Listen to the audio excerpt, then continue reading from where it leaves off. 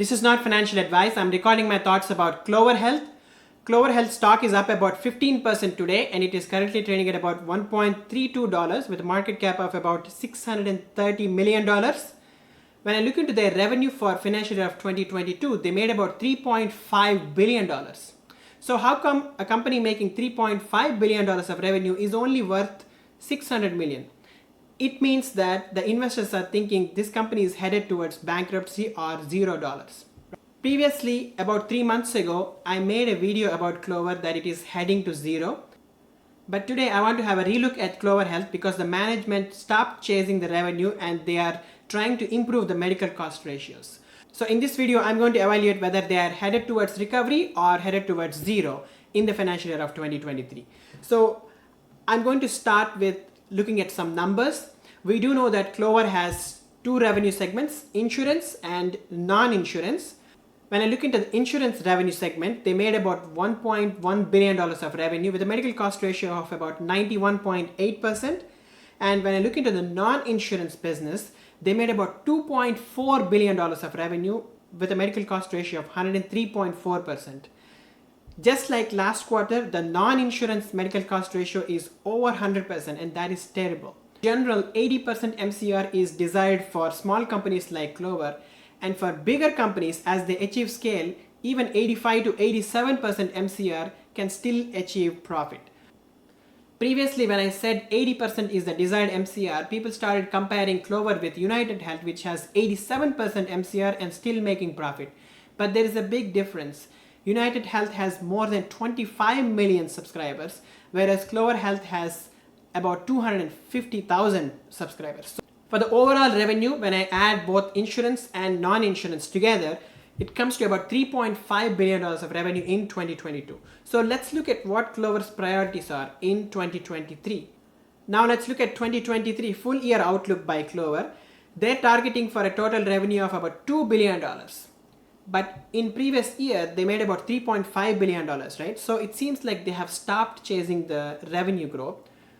The insurance revenue, they're expecting about $1.2 billion. And the non-insurance revenue, they're only expecting $800 million. But previously, in the previous year of 2022, the non-insurance income was about 2.4 billion, right? So from 2.4 billion to 800 million. And I see this as a good sign because they are struggling with the MCR of non-insurance. It's more than 103%, right? And for the insurance MDR, they are targeting about 89 to 91% in financial year of 2023. Even if they achieve it, they will not get close to profitability. Like I said, the desired MCR is close to 80%.